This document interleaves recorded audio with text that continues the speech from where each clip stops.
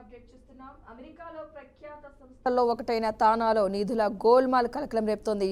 ఒకటి కాదు రెండు కాదు ఏకంగా 9 నుంచి 30 కోట్ల దాకా స్కామ్ జరిగిందనే వాదనలైతే బలంగా వినిపిస్తున్నాయి. దాదాపు 75,000 మందికి సంబంధించిన తానా నగదును కొట్టేశారు. తమకేమీ తెలియదన్నట్లుగా నటిస్తున్నారు. అమెరికాలో జరిగే Telugu association of north America సభలు ప్రతి 2 ఏళ్లకోసారి ఇక్కడ కూడా హాట్ టాపిక్ అవుతూ ఉంటాయి. ఎందుకంటే తెలుగు రాష్ట్రాల నుంచి ఎంతో మంది సెలబ్రిటీలు తీసుకువెళ్ళి అక్కడ ప్రదర్శనలు ఇప్పించిన దగ్గర నుంచి ప్రత్యేక అతిథులుగా సత్కరించిన వరకు చాలా చేస్తూ ఉంటారు. ఈ తానా కార్యవర్గం ఇప్పుడు తప్పుదోవ పట్టింది. అమెరికాలోని ప్రముఖ తెలుగు సంస్థల్లో ఒకటిగా ఉన్న తానాలో సుమారు 30 కోట్ల రూపాయల స్కామ్ జరిగినట్లుగా తెలుస్తోంది.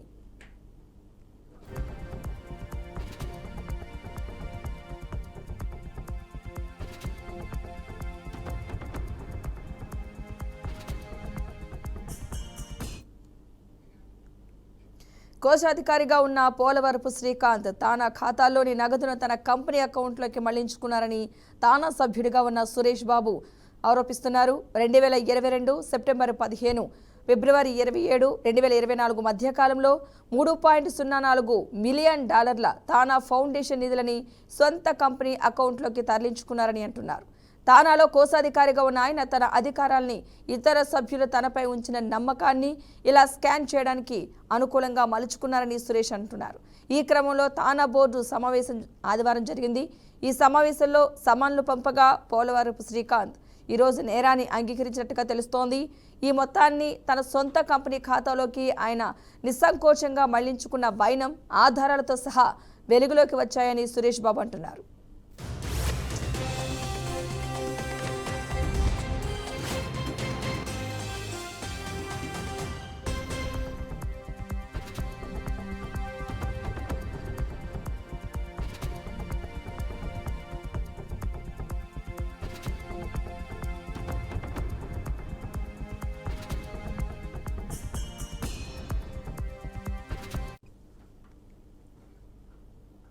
తానా ఖాతా నుంచి తన కంపెనీ ఖాతాలోకి మళ్లించుకున్న $4 మిలియన్ డిసెంబర్ 15 2024 లోపు తిరిగి తానా ఖాతాలోకి జమ చేస్తా అని ఒప్పంద పత్రం రాసిచ్చినట్టుగా తెలుస్తోంది. అయితే నేరం మొత్తం పోలవరపు శ్రీకాంత్ తనపై వేసుకున్నప్పటికీ ఇలా ఒక్కడే నగదు బదిలీ చేయడం సాధ్యం కాదన్న వాదన వినిపిస్తోంది.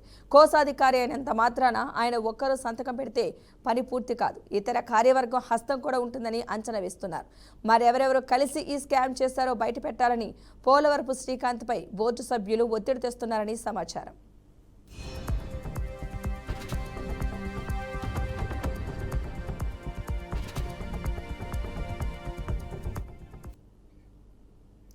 $4 మిలియన్ ఒకేసారి తన సంస్థ అకౌంట్కి పోలవరపు శ్రీకాంత్ బదిలీ చేసుకోలేదని తెలుస్తోంది.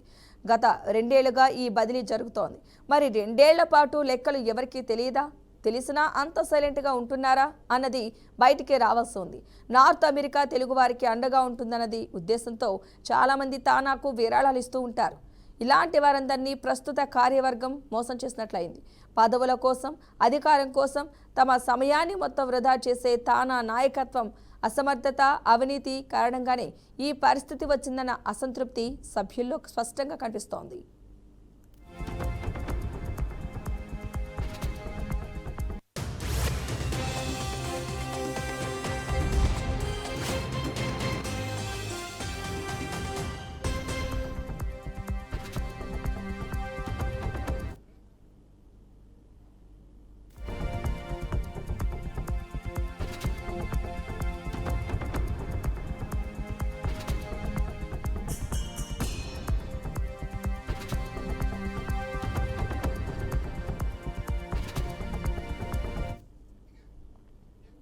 అమెరికాలో ఫండ్ రైజింగ్ అనేది ఒక ప్రక్రియ. ఈ కోవలోనే దూకి సురేష్ 9 కోట్లు ఫండ్ రైజ్ చేశారు. ఇక అక్కడి నుంచి సమస్య మొదలైంది. ఫండ్ ఇచ్చిన వారు వాటిని ఖర్చు కింద చూపి అప్పుగా ఇచ్చినట్లు నమోదు చేశారు. ఇక అక్కడి నుంచి సురేష్కు సమస్యలు మొదలయ్యాయి. ఖర్చు కింద చూపి అప్పుగా ఇవ్వడంతో అది తీర్చవలసి ఉంటుంది. దానికి అమెరికా నిబంధనల ప్రకారం ఇంట్రెస్ట్ తదితరులను కలిపి చెల్లించాల్సి ఉంటుంది. అయితే ఫండ్ రైజింగ్ చేసిన ఉద్దేశం వేరు కాబట్టి ఈ ప్రక్రియను రివర్స్ చేయాలని సురేష్ కోరుతున్నారు. అయితే దానిని రివర్స్ చేయడానికి బదులు ఇండియాలో ఉన్న సురేష్ అతని కుటుంబ సభ్యులను సదరు ఫండ్ ఇచ్చిన వ్యక్తులు వేధిస్తున్నారని బాధితుడు సురేష్ ఆవేదన చెందుతున్నారు. సదరు వ్యక్తులు అప్పుగా ఇచ్చినట్లు చూపుతున్న సొమ్ము ఇటీవల తానాలో అదృశ్యమైన సొమ్మేనని మరోవైపు అనుమానం వ్యక్తమవుతోంది.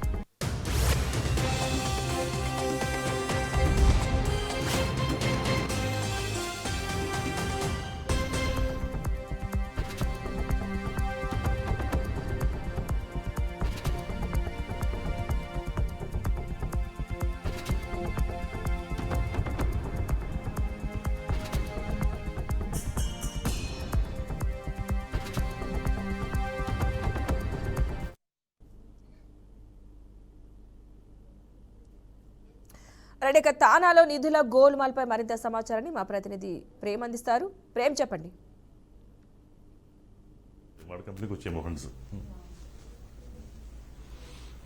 పద్మ, ఇటు యుఎస్ లో ఫండ్ రైజింగ్ అనేది ఒక కార్యక్రమంగా చేస్తూ ఉంటారు. అంటే ఇటు ఏదైతే ఇండస్ట్రీస్ కి క్యాపిటల్ అవసరమో వారికి ఇటు మధ్యవర్తులుగా ఉంటూ కూడా ఫండ్ రైజింగ్ చేస్తూ ఇన్వెస్ట్మెంట్ అయితే పెడుతూ ఉంటారు. అయితే ఇదే క్రమంలో డోకి సురేష్ అనే వ్యక్తి గత 20 సంవత్సరాలుగా అమెరికాలో స్థిరపడి 10 సంవత్సరాలుగా ఫండ్ రైజింగ్ యాక్టివిటీస్ కూడా ఆయన చేస్తూ ఉన్నారు. అయితే అతను ఏదైతే ఈ ఫండ్ రైజింగ్ లో ఇలాగా ఇన్వాల్వ్ అయిన తర్వాత వేరే కంపెనీతో పెట్టుబడులు అయితే పెట్టించడం జరిగింది. మధ్యలో ఒక్కసారిగా వాళ్ళు మొత్తంగా కూడా విషయాన్ని తప్పుదోవ పట్టించి అతను కూడా మోసం చేసే ప్రయత్నం అయితే చేయబోయారు. ఇదే అంశం సంబంధించి అసలు ఏం జరిగింది, అసలు ఫండ్ రైజింగ్ అంటే ఏంటి, అసలు ఏ విధంగా ఆయన మోసపోయారో, అసలు ఏం జరగబోతుంది అనే విషయం కూడా మనం ప్రస్తుతం డోకి సురేష్ మనతో ఉన్నారు, ఆయనతో మాట్లాడే ప్రయత్నం చేద్దాం. సురేష్ గారు నమస్తే. నమస్తే అండి. ఇప్పుడు అసలు అమెరికాలో ఫండ్ రైజింగ్ అంటూ చేస్తూ ఉంటారు. అసలు ఫండ్ రైజింగ్ అంటే ఏంటండి?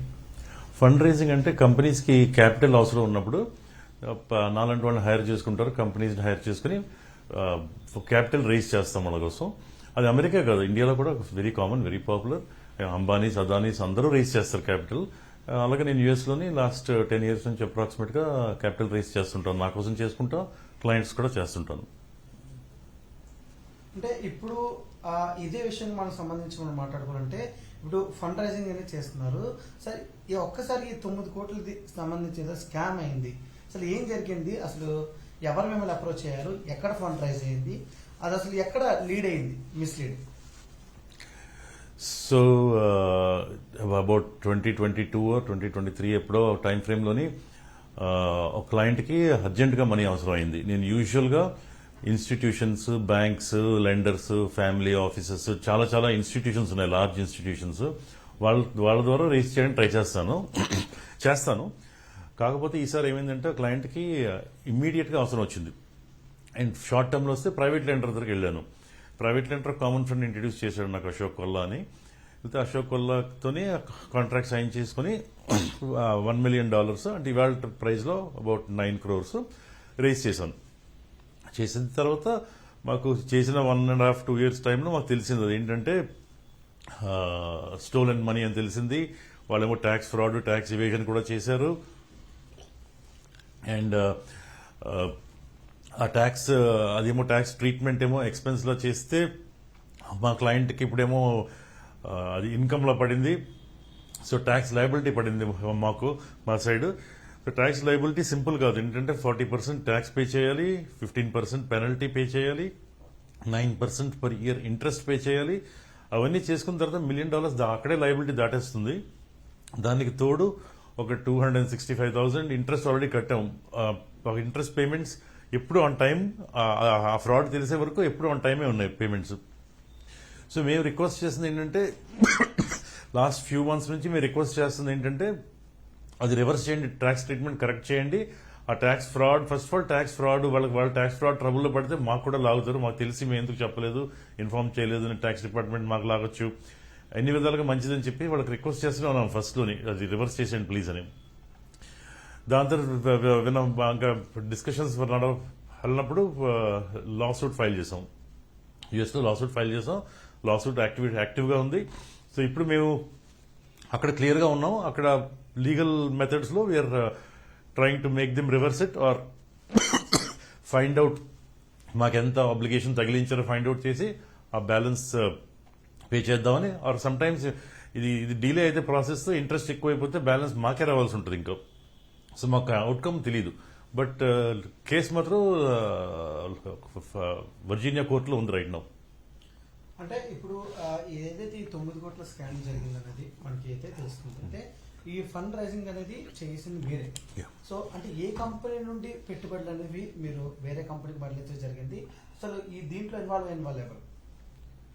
ఇన్వాల్వ్ అంటే మాకు కాంట్రాక్ట్ సైన్ చేసింది అశోక్ కొల్లతోని. కాకపోతే ఫండ్స్ వచ్చాయి 3 వేరే కంపెనీస్ నుంచి వచ్చాయి ఫండ్స్. సో అది తెలుసుకుని గూగుల్ అంతా పబ్లిక్ ఇన్ఫర్మేషన్ అంతా గూగుల్ చేస్తే Google and simple searches in case information Virginia courts అని వెతుక్కుంటే మీకు తెలిసిపోతుంది వెరీ క్విక్లీ దట్ ఈ 3 కంపెనీస్ ఆర్ అండర్ ఇన్వెస్టిగేషన్.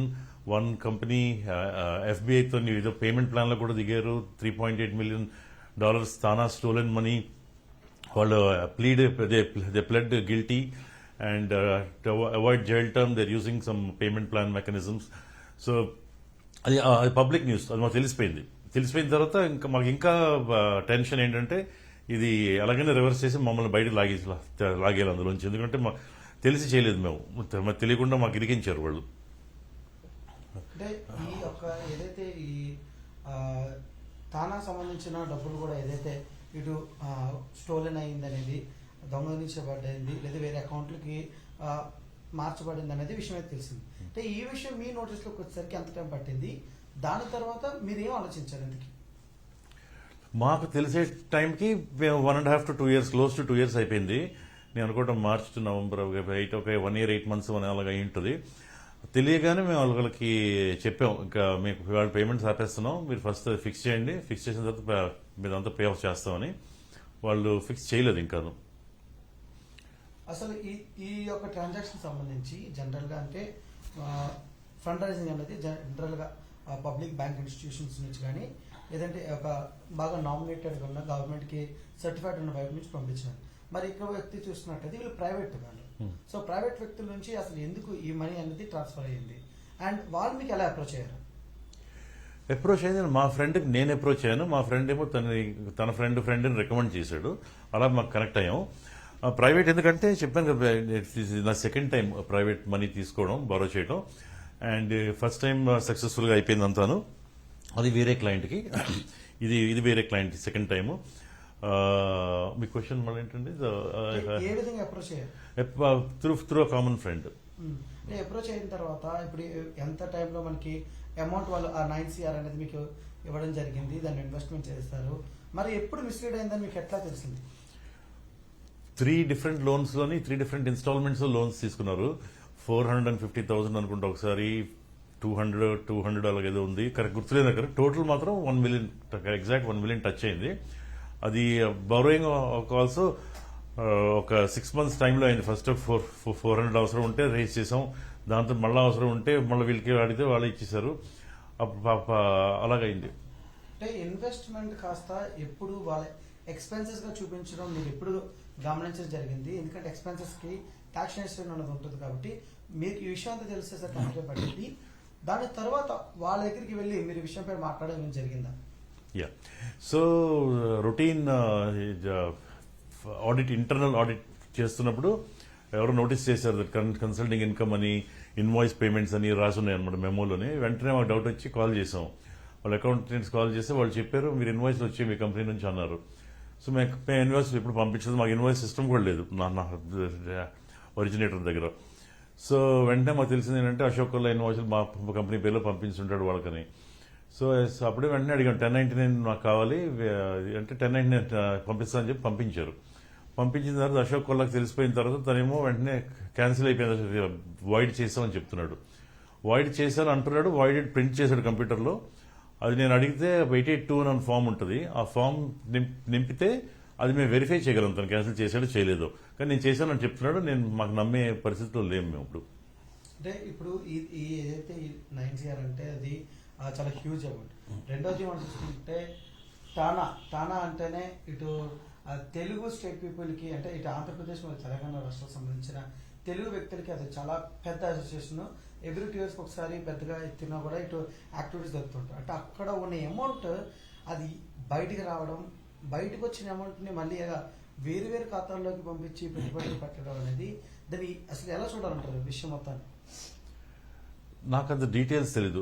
తానా మా కంపెనీ పేర్లు రాగానే ఈ కంపెనీ ఎవరిది అశోక్ అని చెప్పి గూగుల్ చేస్తే అన్ని బయటకు వచ్చాయి. సో ఆ డీటెయిల్స్ నాకు సరిగ్గా తెలియదు. అశోక్ అనే వ్యక్తి ఎవరండి? అశోక్ అన్న వ్యక్తి లెండర్ లాగా, అందరికీ మాకు లెండర్ అని తెలుసు, మా ఫ్రెండ్. సో లెండర్ అని నాకు పరిచయం చేశారు.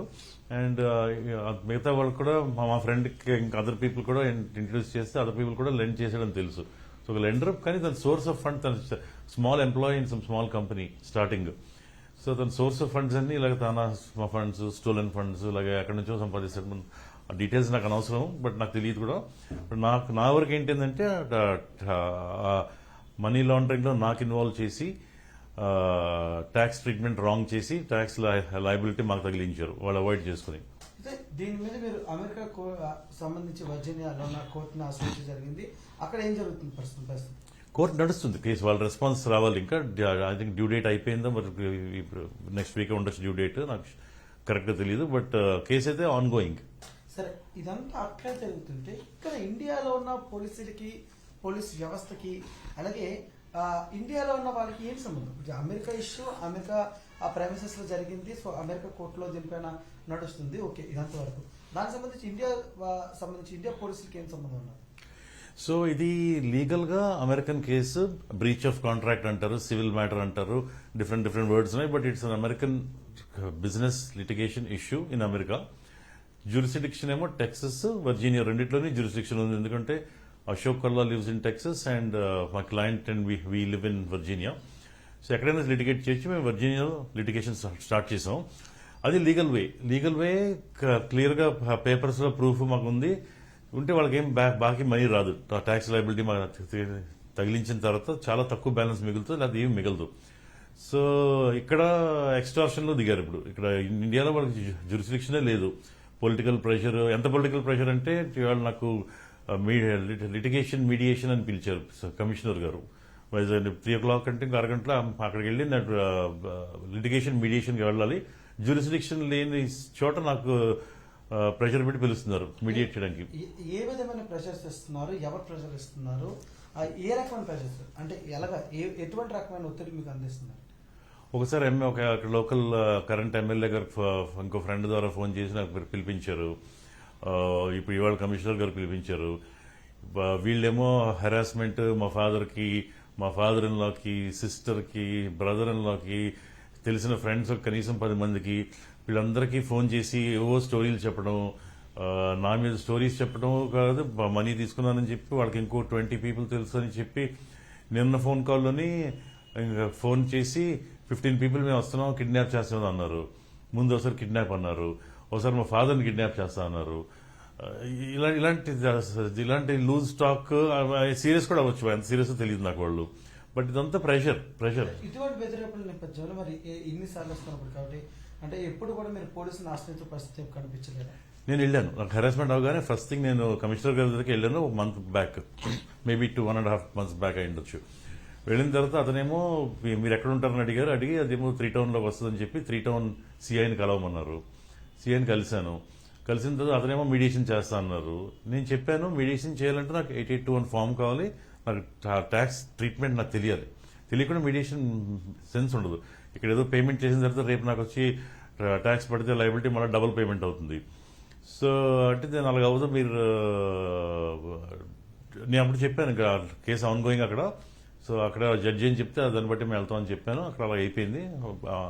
ఇవాళ మళ్ళా అదే ప్రాసెస్ రిపీట్ చేస్తున్నారు కమిషనర్ గారు ఈసారి.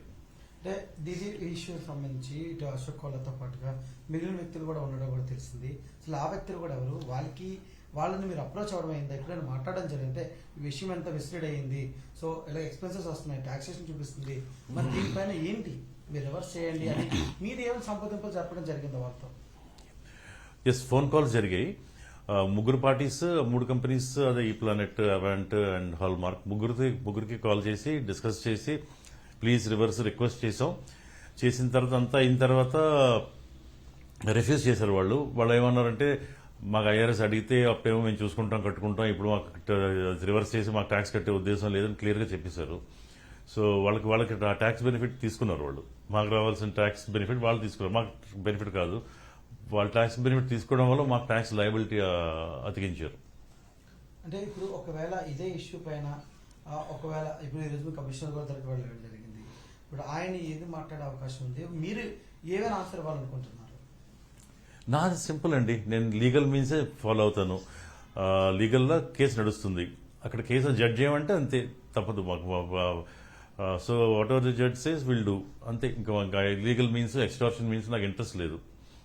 ఇప్పుడు ఈ 9 కోట్ల ఇన్వెస్ట్మెంట్ సంబంధించి మరి పలానా టెన్యూర్ అని ఉంటుంది, ఇంట్రెస్ట్ ఉంటుంది, సో అసలు టెన్యూర్ ఎంత, ఇంట్రెస్ట్ ఎంత అండి, డ్యూరేషన్ ఆఫ్ ది పీరియడ్, దానికి సంబంధించి ఎప్పుడు మన ప్రిన్సిపల్ అమౌంట్ మళ్ళీ రిటర్న్ చేయాలి, సో దాంట్లో మీరు ఎంతో రిటర్న్ చేయడం జరిగింది? సో ప్రిన్సిపల్ 1 million అని చెప్పాను కదా, ఇంట్రెస్ట్ ఏమో 2.5% పర్ మంత్, అంటే 30% per year, 2-year contract, interest only payments monthly. దాని తర్వాత 2 years ఎండ్లోని ప్రిన్సిపల్ పేమెంట్, 1 పేమెంట్. ఆ 2 years ఎక్స్పైర్ అయిపోయింది ఆల్రెడీ, అయిపోయి కూడా చాలా రోజులు అవుతుంది, చాలా నెలలు అవుతుంది. దాని తర్వాత ఇంట్రెస్ట్ అక్యుములేట్ అవ్వదు. యుఎస్ లా బట్టి జడ్జ్మెంట్ నాకు ఇస్తే ఎంత పే చేయమంటారో, నాకు కొంత పే చేయమంటారో తెలియదు. ఎవరి వైపు జడ్జ్మెంట్ వచ్చినా జడ్జ్మెంట్ డే నుంచి పేమెంట్ అయ్యే వరకు అక్కడ ఇంట్రెస్ట్ రేట్ రెగ్యులర్ రేట్లో ఉంటుంది. ఈ 2.5% పర్ మంత్ అయిపోయింది, ఆ కాంట్రాక్ట్ అయిపోయింది. ఇదే విషయానికి సంబంధించి ఇదే ఎఫ్బిఐ యొక్క ఇన్వాల్వ్మెంట్ కూడా ఉన్నది దీంట్లో అంటూ కూడా కొన్ని వార్తలు కూడా మనకు వినిపిస్తున్న పరిస్థితి ఉంది, దానిపైన ఎంతవరకు నిజమంటారు? ఎఫ్బిఐ ఇన్వాల్వ్మెంట్ మాది సివిల్ మ్యాటర్, ఎఫ్బిఐ ఇన్వాల్వ్మెంట్ మా కేసులో లేదు. ఎఫ్బిఐ ఇన్వాల్వ్మెంట్ తానా కేసులో ఉంది. సో గూగుల్ చేసి మీరు చదువుతారు, నేను కూడా గూగుల్ ద్వారా తెలుసుకున్నా, వాళ్ళకు ఉంది ఎఫ్బిఐ ఇష్యూస్, మాకు లేదు. అంటే తానాకు సంబంధించిన వ్యక్తులు ఏదైతే తానాకు సంబంధించిన నిధులు దుర్వినియోగం అయిందన్న కేసులో ఉన్న నిందితులు ఎవరైతే ఉన్నారో వాళ్ళందరూ కూడా ఈ రోజు మళ్ళీ మీ కేసులో రిపీట్ అయ్యారు మళ్ళా. అంటే ఇప్పుడు తానాకు సంబంధించిన ఏదైతే ఇష్యూ ఉన్నదో దాంట్లో ఏదైతే పేర్లు వచ్చాయో ఆ వ్యక్తులు మళ్ళీ మీకు సంబంధించిన ఈ ఇన్వెస్ట్మెంట్ క్యాపిటల్ లో కూడా ఉన్నారు. వాళ్ళు ఎవరు? శ్రీకాంత్ పోలవరపు, జైతల్లూరి గూగుల్ చేస్తే కేసు బయటకు వచ్చింది తెలీదు, బట్ తానా ఫండ్స్ తను కూడా సర్క్యులేట్ చేస్తున్నారని తెలుసు మాకు. బట్ శ్రీకాంత్ పోలవరపు ఎఫ్బిఐతోని బయటకు వచ్చింది, ఆల్రెడీ న్యూస్ వచ్చింది. ఎఫ్బిఐతో ఏదో ప్లీ బార్గెన్ అంటారు, ప్లీ బార్గెన్ అంటే settlement without going to court. వాళ్ళని అప్రోచ్ అయినప్పుడు వాళ్ళిద్దరిని కూడా మీరు అప్రోచ్ అవ్వడం జరిగింది ఎప్పుడైనా?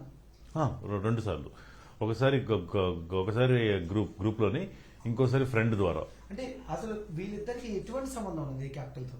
అంటే మీరు యాక్చువల్ గా చేసినంత సో కాంట్రాక్ట్ రాసింది అశోక్ వల్ల కాంట్రాక్ట్ రాసిన తర్వాత ఫండ్స్ ఈ కంపెనీ నుంచి వచ్చాయి. వస్తే నేను చూసుకోలేదు, ఫండ్స్ వచ్చాయి, నా క్లయింట్ ఎక్సైటెడ్, క్లయింట్ తీసుకుని వాళ్ళు వర్కింగ్ క్యాపిటల్ గా వాడుకున్నారు. అది రొటీన్ ఆడిట్ లో మాకు తెలిసింది. అండ్ తెలిసిన తర్వాత మేము ఇమీడియట్లీ అప్రోచ్ అయ్యాం వాళ్ళకి. సో అంటే ఇప్పుడు ఒకవేళ ఏదైతే ఆ 9CR ఫండ్ ప్రిన్సిపల్ అమౌంట్ అయితే ప్రస్తుతానికి మీరు ఇన్వెస్టిగేషన్ క్యాపిటల్ అయితే పెట్టారా కంపెనీ ఉంది, అంటే మరి ఈ కంపెనీ మీరు అండ్ కంపెనీ కలిసి ఆ కేసుని ఎదుర్కోబోతున్నారా, లేదంటే మధ్యవర్తిగా ఉన్న మీరు మాత్రమే ఎదుర్కోబోతున్నారా? నేను మాత్రమే ఎదుర్కొంటున్నాను, ఎందుకంటే క్లయింట్ సైన్ చేయలేదు, సైన్ చేసింది మేము. సో నేను ఎదుర్కొంటున్నా కేసు నేను వేసాను. కేసు వేసింది అశోక్ కొల్లా మీద, కో కాన్స్పిరేటర్స్ అండ్ కో డిఫెండెంట్స్ గా ఆ 3 జెంటిల్మెన్, శ్రీకాంత్ పోలవరపు, జైతల్లూరి అండ్ శ్రీనివాస్ గొర్రెపాటి, వాళ్ళ 3 కూడా కేసులో పెట్టాను. అంటే ఒకవేళ ఇప్పుడు ఆ ప్రిన్సిపల్ అమౌంట్ ఏదైతే ఉన్నదో అది రిటర్న్ చేయమని అడుగుతున్నట్లయితే మీరు కానీ ఆ కంపెనీ కానీ ఆ ప్రిన్సిపల్ అమౌంట్ రిటర్న్ చేసి మిగతా లయబిలిటీస్ ని సబ్ట్రాక్ట్ చేసుకునే అవకాశం ఉంటే అది మీరు చేయగలరా? అది ఆల్రెడీ ప్రపోజ్ చేశారు, 2-3 సార్లు ప్రపోజ్ చేసాం. అది అది ట్యాక్స్ లయబిలిటీ డిస్క్లోజ్ చేస్తే ఆ principal minus tax balance pay చేయడానికి నా క్లయింట్ క్యాపిటల్ రిజిస్ట్రేషన్ క్లయింట్ రెడీగా ఉంది కానీ వీళ్ళు ఎంటైర్ పే చేయమంటారు.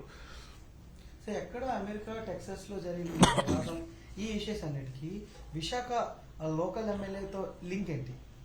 లింక్ లేదు. వాళ్ళు ప్రెషర్ పెడుతున్నారు అది ప్రెషర్ పెట్టాల్సిన అవసరం లేదు. సో వాళ్ళకి విషయం ఎలా తెలిసిందంటారు? వాళ్ళకి నేను ఇండియాలో ఉన్నానని తెలిసింది. నాకు మా ఫాదర్ కొంచెం సిక్ అయితే 3 years బ్యాక్ ఇక్కడ కొంచెం ఎక్కువ టైం స్పెండ్ చేద్దామని వచ్చినప్పుడు వాళ్ళకి ఎక్కడో మెన్షన్ చేసి ఉంటాను అశోక్ నేను ఇండియాలో ఉన్నాను ఏదో. సో ఎలాగో కనుక్కొని మా కామన్ సర్కిల్స్కి వాళ్ళందరికీ కాంటాక్ట్ చేయడం మొదలుపెట్టి, ఎమ్మెల్యే కూడా కాంటాక్ట్ చేయడం మొదలుపెట్టి, ఇప్పుడు ఇవాళ కమిషనర్తో మీడియేషన్ అరేంజ్ చేయడం వాళ్ళు చేస్తున్నారు. ఎలా చేస్తున్నారు మాకు తెలియదు. నాకు ఏదైతే లోకల్ ఎమ్మెల్యే ఉన్నారో ఆయన మీకు కాల్ చేయడం జరిగిందా, లేదంటే ఇండైరెక్ట్ గా మాట్లాడడం జరిగిందా? ఇండైరెక్ట్ గా ఏమని మాట్లాడుంటారు? ఎవరో అశోక్ కొల్లాని కంప్లైంట్ పట్టుకొచ్చారంట, ఆఫీస్కి రమ్మని చెప్పి రెండు సార్లు పిలుపులు వచ్చాయి. నేను వెళ్ళలేదు అండ్ వదిలేసాను. అప్పుడు నేను మీట్ అవ్వాలి అతన్ని. సో అది ప్రస్తుతానికి అయితే మాత్రం ఇది ఏదైతే తానా TANA అంటే Telugu state people of north America association సంబంధించి ఏదైతే డబ్బులు ఉన్నాయో ఆ డబ్బులు కాస్త పక్కదారిని పెట్టి వాటిని వేరే రూపంలో క్యాపిటల్ కూడా పెట్టడం జరిగింది. అయితే ఆ క్యాపిటల్ లో కూడా ఇటు డోకు సురేష్ వ్యక్తిని కూడా ఇటు కొల్ల అశోక్ కానీ, ఇటు పోలవరపు శ్రీకాంత్ కానీ, అదే జయతల్లు వీళ్ళు కూడా అతను మోసం చేసే ప్రయత్నం కూడా చేశారు. అయితే ఈ విషయం సంబంధించి అమెరికాలో ఇటు టెక్సాస్ వర్జీనియాలో అయితే మాత్రం ఇటు కేసు అయితే నడుస్తున్న పరిస్థితి కనబడుతుంది. అయితే ఇవన్నీ జరుగుతున్న క్రమంలోనే అసలు ఇవన్నీ ఒక పక్కన ఉంటుంది కానీ ఇటు ఇండియాలో అంటే ఇటు భారతదేశం సంబంధించి ఇటు ఆంధ్రప్రదేశ్ లో ఇటు ఇతనికి సంబంధించిన ఏదైతే డోకి సురేష్ అనే వ్యక్తికి సంబంధించి వాళ్ళ నాన్నగారి పైన, వాళ్ళ యొక్క బ్రదర్ పైన, వాళ్ళ యొక్క మిస్సెస్ పైన, అదేవిధంగా వాళ్ళ మామయ్య గారి పైన కూడా బెదిరింపులు, అలాగే కిడ్నాప్ చేస్తామంటూ కూడా ఇటు భయభ్రాంతకు కూడా గురి చేస్తున్న పరిస్థితి కనబడుతుంది. అయితే ఇది ఎలా ఉంటుండగా మరోవైపు వైజాగ్ సంబంధించిన లోకల్ ఎమ్మెల్యే కూడా ఈ ఇష్యూలో ఇన్వాల్వ్ అవ్వడం, అతన్ని కూడా మరొకసారి బెదిరించే ప్రయత్నం కూడా చేస్తున్నారు. అయితే దీనికి ముఖ్య ఉద్దేశం ఏదై ఉంటుంది అనేటప్పటికీ బయటికి పడిన పరిస్థితి కనబడుతుంది. అదే విధంగా మరికొద్ది సేపట్లో అయినా ఇటు విశాఖ సిపి ఆఫీస్ చేరుకుని సిపితో కూడా ఇటు మంత్రాల కోసం పిలిపించినట్టు కూడా ఇటు డోకి సురేష్ కూడా వ్యక్తం చేస్తున్న పరిస్థితి కనబడుతుంది. ఏది అయినప్పటికీ కూడా ఇటు ఈ విషయంలో న్యాయం జరగాలంటూ కూడా ఆయన బీఆర్పీ న్యూస్ ని ఆశ్రయించడం జరిగింది. దీనిపైన అసలు విశాఖ సిపికి అంటే ఇటు అమెరికాలో జరిగిన వివాదానికి విశాఖకు సంబంధించి విశాఖ పోలీసులకి ఏవైనా లింక్ ఉన్నది, అసలు ఏం జరగబోతుంది ఈ విషయాన్ని అనేది కూడా మనం అందరూ చూస్తూ ఉండాలి. ఏది ఏమైనప్పటికీ కూడా తానా యొక్క నిధులు దిగోనియా కూడా అవడం అనేది ఒకరు ఇద్దరు వ్యక్తులు చేసే పని కాదు. దీని వెనకాల పెద్ద ప్యానెల్ ఉండే అవకాశం కూడా ఉన్నట్టు కూడా మనకు కనిపిస్తుంది. ఇది ప్రస్తుతం విశాఖ నుంచి ఇక డోకి సురేష్ యొక్క న్యూస్ నుంచి update. Right, thank you Prem.